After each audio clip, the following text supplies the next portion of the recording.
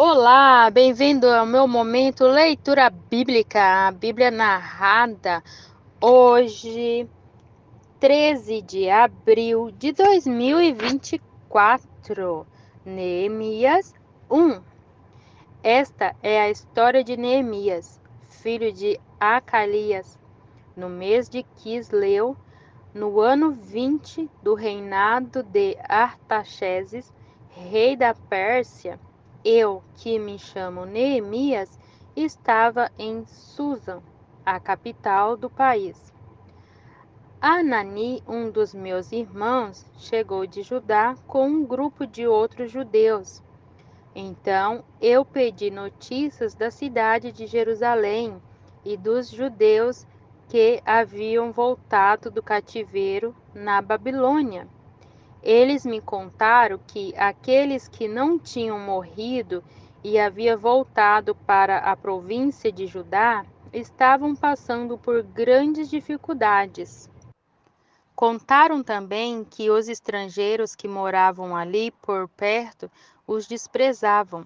Disseram finalmente que as muralhas de Jerusalém ainda estavam caídas e que os portões que haviam sido queimados ainda não tinham sido consertados. Quando ouvi isso, eu me sentei e chorei. Durante alguns dias eu fiquei chorando e não comi nada, e fiz a Deus esta oração: Ó Senhor Deus do céu, tu és grande e nós te tememos. Tu és fiel e guardas a tua aliança com aqueles que te amam e obedecem aos teus mandamentos. Olha para mim, ó Deus, e ouve as orações que faço dia e noite em favor dos teus servos, o povo de Israel.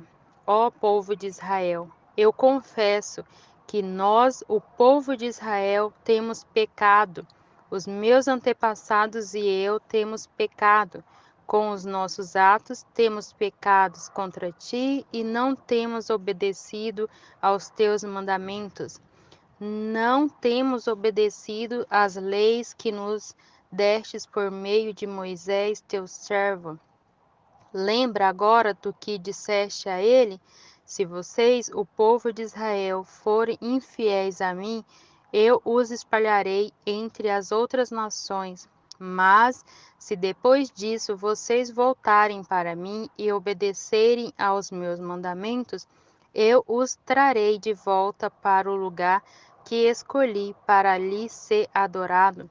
Mesmo que vocês estejam espalhados pelos fins da terra, o Senhor, estes são teus servos, o teu povo. Tu os livraste do cativeiro com o teu grande poder e com a tua força. Ouve agora a minha oração e as orações de todos os outros teus servos, que têm prazer em te adorar.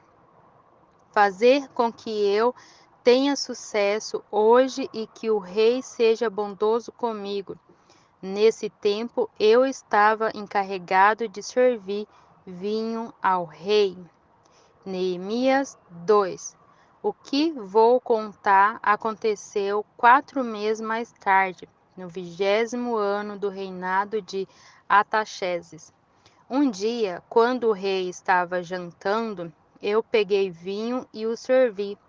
O rei nunca me havia visto triste e por isso perguntou: por que você está triste?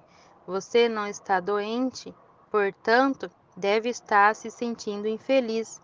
Então eu fiquei com muito medo e respondi: que o rei viva para sempre. Como posso deixar de parecer triste quando a cidade onde os meus antepassados estão sepultados está em ruínas e os seus portões estão queimados? O rei perguntou: o que é que você quer? Eu orei ao Deus do céu e depois disse ao rei: se o Senhor está contente comigo e quiser atender um pedido meu, deixe que eu vá para a terra de Judá, a fim de reconstruir a cidade onde os meus antepassados estão sepultados. Aí o rei, tendo a rainha sentada ao seu lado, concordou com o meu pedido. Ele perguntou quanto tempo eu ficaria fora e quando voltaria. E eu disse: então, pedi ao rei um favor, que me desse cartas para os governadores da província do Eufrates Oeste, com instruções para que me deixasse passar até chegar à região de Judá. Também pedi uma carta para Asaf, o guarda florestal do rei, mandando que me desse madeira para fazer os portões da fortaleza que protege o templo e para fazer as muralhas da cidade e a casa onde eu iria morar. E o rei me deu tudo o que pedi, porque Deus estava comigo. O rei mandou que fosse comigo alguns oficiais do exército e uma tropa da cavalaria. Então eu viajei para a província do Eufrates Oeste e ali entreguei aos governadores as cartas do rei. Mas Sambalate, da cidade de Bet-Horon, e Tobias, um oficial do país de Amon, ficaram muito zangados quando souberam que alguém tinha vindo para ajudar o povo de Israel. Eu cheguei a Jerusalém e durante 3 dias não contei a ninguém o que pensava fazer pela cidade de acordo com o que Deus havia posto no meu coração. Eu me levantei no meio da noite e saí, junto com alguns dos meus companheiros. Só levei um animal, o jumento que eu montava. Era noite quando eu saí da cidade pelo portão do vale, no oeste, e fui para o sul, passando pela fonte do dragão até o portão do lixo. Conforme andava, eu ia examinando as muralhas da cidade que havia sido derrubadas e os portões que haviam sido destruídos pelo fogo. Então virei para o norte e fui para o portão da fonte e para a represa do rei. Mas o jumento não pôde encontrar lugar para passar pelo entulho. Por isso, fui até o vale do Cedron e passei por ele, sempre olhando para as muralhas. Então, voltei pelo mesmo caminho pelo qual tinha ido e entrei de novo na cidade pelo portão do vale. Nenhuma das autoridades da cidade ficou sabendo aonde eu tinha ido, nem o que tinha feito. Até ali eu não tinha contado nada a nenhum dos judeus, aos sacerdotes, às autoridades, aos oficiais ou a qualquer outra pessoa que iria tomar parte no trabalho.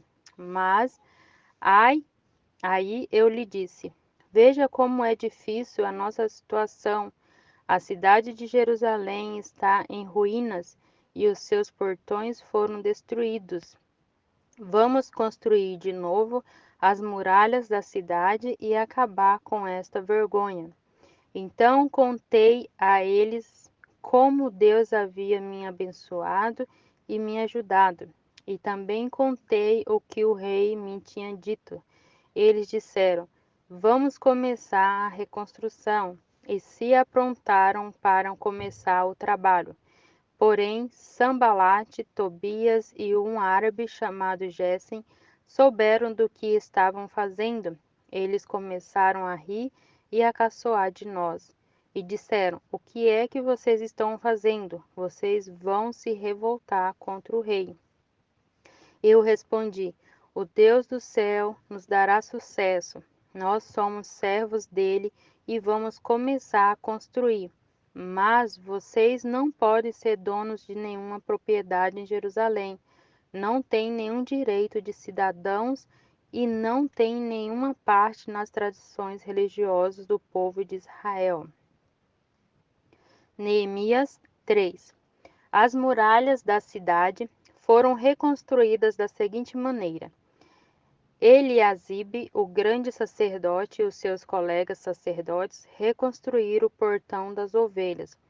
Depois o inauguraram e puseram os portões nos seus lugares. Eles reconstruíram as muralhas até a Torre do Cem e até a torre do Ananel. Os homens de Jericó construíram o trecho seguinte. Zacur, filho de Irim, construiu o trecho seguinte.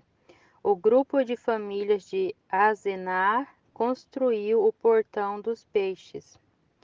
Eles puseram as vigas e os portões nos seus lugares e colocaram os trincos e as trancas. As 3 partes seguintes foram construídas por estes homens. A primeira por Meremote, filho de Urias e neto de Acós. A segunda por Mesulam, filho de Berequias e neto de Mesabel. E a terceira por Zadok, filho de Baná. Os homens da cidade de Tecoa construíram o trecho seguinte, mas os homens importantes da cidade não quiseram fazer o trabalho braçal que os mestres de obra mandaram. Joiada, filho de Passeia e Mesulam, filho de Bezodias, reconstruíram o portão velho. Eles puseram as vigas e os portões nos seus lugares e colocaram os trincos e as trancas.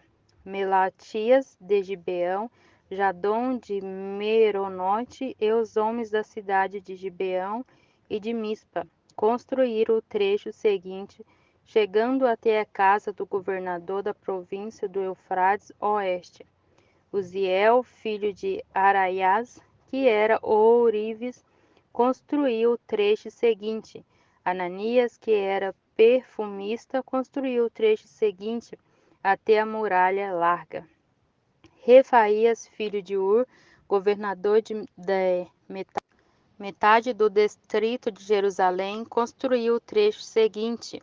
Gedaías, filho de Arumaf, construiu o trecho seguinte, perto da sua casa. Atus, filho de Asabneias, construiu o trecho seguinte. Malquias, filho de Arim, e Azub, filho de Paate-Moabe, construíram o trecho seguinte e a torre dos fornos.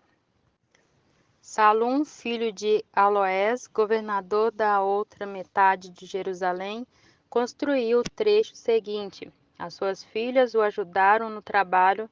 Anum e os moradores de Zanoa reconstruíram o portão do vale. Eles puseram os portões no lugar, colocaram os trincos e as trancas e consertaram 500 metros de muralha até o portão do lixo. Malquias, filho de Recabe, governador do distrito de Bet-Arquerem, reconstruiu o portão do lixo. Ele pôs os portões no lugar e colocou os trincos e as trancas. Salum, filho de Cor-Orze, governador do distrito de Mispa, reconstruiu o portão da fonte. Ele fez uma cobertura, pôs os portões no lugar e colocou os trincos e as trancas na represa de Selar, ao lado do jardim do rei. Salu construiu a muralha até as escadas que descem da cidade de Davi. Neemias, filho de Asbuque, governador de metade do distrito de Bet-Su, construiu o trecho seguinte até a sepultura de Davi, até a represa e até as barracas dos soldados. Os levitas também ajudaram a reconstruir as muralhas. Segue a lista deles. Reum, filho de Bani, construiu o trecho seguinte. Asabias, governador de metade do distrito de Queila, construiu o trecho seguinte. Bavai, filho de Enadab, governador da outra metade do distrito de Queila, construiu o trecho seguinte. Ezer, filho de Jesuá, governador de Mispa, construiu o trecho seguinte, em frente do depósito de armas, até o lugar onde a muralha faz esquina. Baruque, filho de Zabai, construiu o trecho seguinte, desde a esquina da muralha até a porta da casa de Eliasibe, o grande sacerdote. Meremote, filho de Urias e neto de Acós, construiu o trecho seguinte, desde a porta da casa de Eliasibe até o fim da casa. Os sacerdotes também ajudaram a reconstruir as muralhas. segue a lista deles os sacerdotes que moravam em redor de Jerusalém construíram o trecho seguinte. Benjamim e Azub construíram o trecho seguinte. Em frente das suas casas, Azarias, filho de Maacéias e neto de Ananias, construiu o trecho seguinte em frente da sua casa. Binui, filho de Enadad, construiu o trecho seguinte, desde a casa de Azarias até a esquina da muralha. Palal, filho de Uzai, construiu o trecho seguinte, começando da esquina e da torre do palácio de cima, perto do pátio da guarda. Pedaias, filho de Parós, construiu o trecho seguinte até um lugar no leste, perto do portão das águas e da torre que aguarda o templo. Isso fica perto daquela parte da cidade chamada Ofel, onde moravam os homens que trabalhavam no templo. Os homens das cidades de Tecoa construíram o trecho seguinte, que era o seu segundo trecho, desde o ponto do lado contrário à grande torre que guarda o templo até a muralha perto de Ofel. Um grupo de sacerdotes construiu o trecho seguinte, saindo no portão dos cavalos e continuando para o norte. Cada um deles construiu em frente da sua própria casa. Zadok, filho de Immer, construiu o trecho seguinte, em frente da sua casa. Semaías, filho de Zecanias, que era o guarda do portão leste, construiu o trecho seguinte. Ananias, filho de Selemias, e Anum, ou seu filho, o sexto filho de Zalaf, construiu o trecho seguinte. Este foi o segundo trecho que eles construíram. Mesulam, filho de Berequias, construiu o trecho seguinte em frente da sua casa. Um ourives chamado Malquias construiu o trecho seguinte até uma casa usada pelos trabalhadores do templo e pelos comerciantes. Esta casa estava ao lado do portão da guarda, perto da sala que ficava no alto da esquina nordeste da muralha. Os ourives e os comerciantes construíram o último trecho da sala da esquina até o portão das ovelhas. Neemias 4. Quando Sanbalate soube que os judeus estavam reconstruindo as muralhas, ficou furioso e começou a caçoar de nós.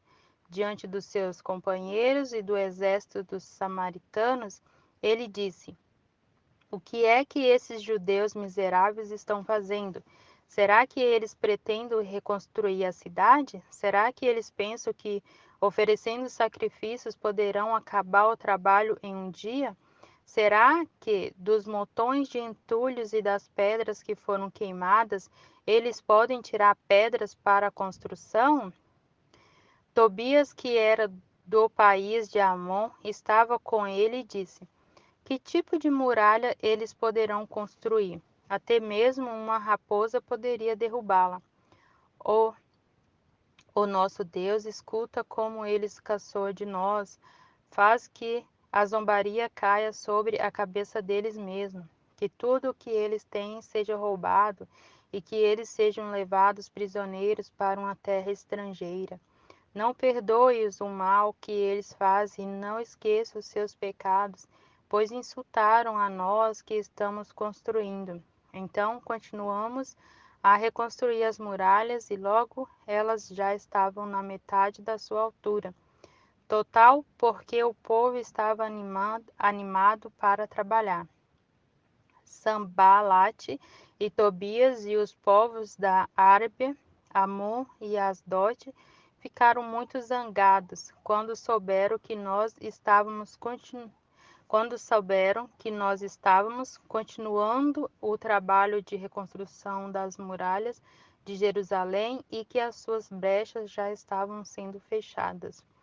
Aí se reuniram e combinaram que viram junto a atacar Jerusalém e provocar confusão. Mas nós oramos ao nosso Deus e colocamos homens para ficarem de vigia contra eles de dia e de noite.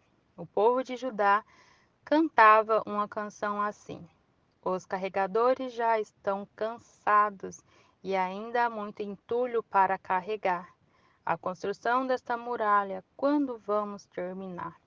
Os nossos inimigos pensam que nós não poderíamos vencê-los, nem saberíamos o que estava acontecendo até que eles já estivessem quase em cima de nós, nós matando e nos fazendo parar o trabalho. E várias vezes os judeus que moravam entre os nossos inimigos vieram nos avisar dos planos que eles estavam fazendo contra nós.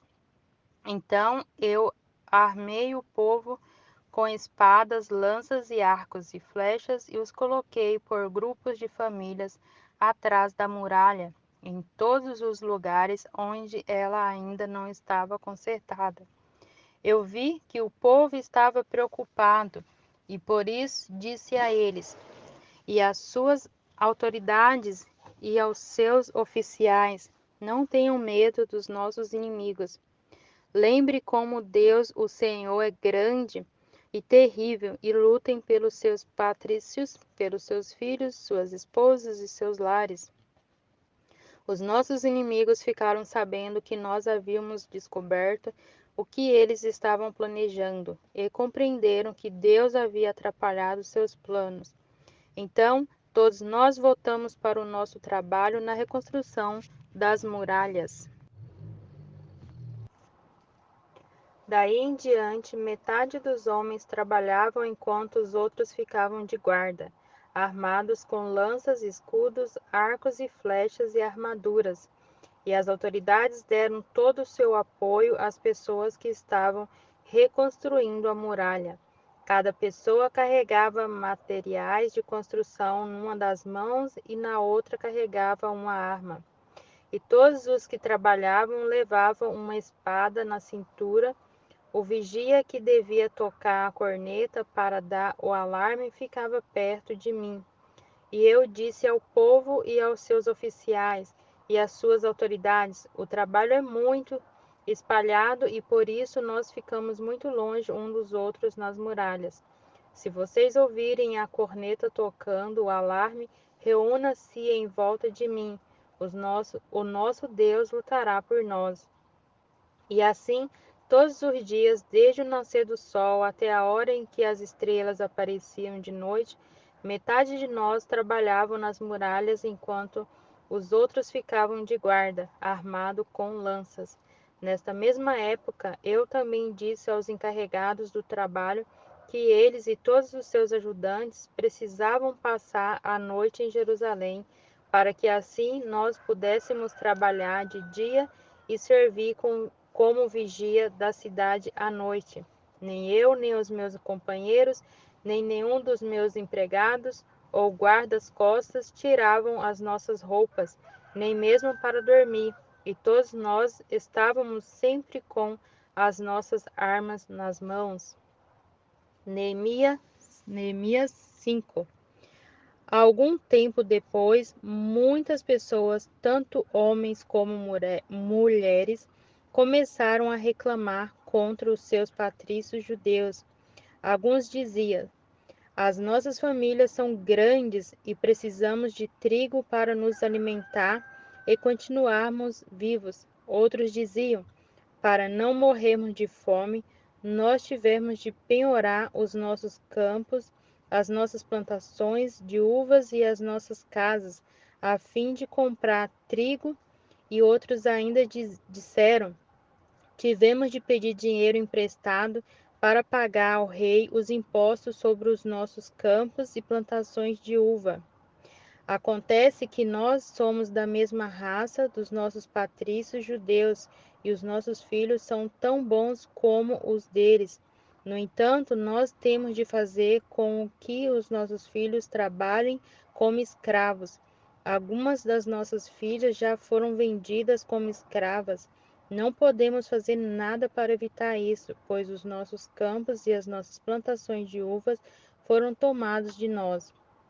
Quando eu, Neemias, ouvi essa queixa, fiquei zangado e resolvi fazer uma coisa. Repreendi as autoridades do povo e os oficiais e disse: vocês estão explorando a seus irmãos. Depois de pensar nisso, eu reuni todo o povo a fim de tratar desse problema e disse: de acordo com as nossas posses, nós temos comprado dos estrangeiros os nossos patrícios judeus que tiveram de se vender a eles como escravos. E agora vocês que são judeus estão forçando seus próprios patrícios a se venderem a vocês. As autoridades ficaram caladas e não acharam nada para responder. Então eu disse: o que vocês estão fazendo é errado. Vocês deviam temer a Deus e fazer o que é direito, em vez de dar aos nossos inimigos, os não-judeus, razão para caçoar de nós. Eu e os meus companheiros e os homens que trabalham para mim temos emprestado dinheiro e trigo ao povo, e agora vamos perdoar esta dívida. Portanto, vocês também perdoem todas as dívidas deles, dinheiro, vinho ou azeite, e devolvam agora mesmo os seus campos, as suas plantações de uvas e de oliveira e as suas casas. As autoridades responderam: está bem, nós vamos fazer o que você está dizendo. Vamos devolver as propriedades e não vamos cobrar as dívidas. Então eu chamei os sacerdotes e fiz as autoridades jurarem que cumpririam esta promessa. Depois tirei a faixa que eu usava na cintura e a sacudi e disse: é assim que Deus vai sacudir qualquer um de vocês que não cumprir a sua promessa. Deus tirará dele a sua casa e tudo o que ele tem e o deixará sem nada. E todos os que estavam ali disseram: Amém, que assim seja. Aí louvaram a Deus, o Senhor, e cumpriram a promessa que havia feito. Durante os 12 anos em que fui governador da terra de Judá, desde o ano 20 do reinado de Artaxerxes até o ano 32, nem eu, nem os meus parentes comemos a comida a que eu tinha direito como governador. Antes de mim, os governadores tinham sido uma carga para o povo e havia exigido que o povo pagasse 40 barras de prata por dia a fim de comprar comida e vinho. Até os seus empregados exploravam o povo, mas eu agi de modo diferente porque temia a Deus. Trabalhei com todas as minhas forças na reconstrução da muralha e não comprei nenhuma propriedade e todos os meus empregados ajudaram na reconstrução. Também hospedei na minha casa 150 judeus e os seus chefes, além de todas as pessoas das nações vizinhas que vinham à minha casa. Todos os dias eu mandava preparar um boi, 6 ovelhas das melhores e muitas galinhas. E cada 10 dias eu mandava vir uma nova remessa de vinho. Mas eu sabia que o povo tinha de trabalhar no pesado, por isso não pedi o dinheiro da comida a que eu, como governador, tinha direito. Ó Deus, eu te peço que leve em conta tudo o que fiz por este povo.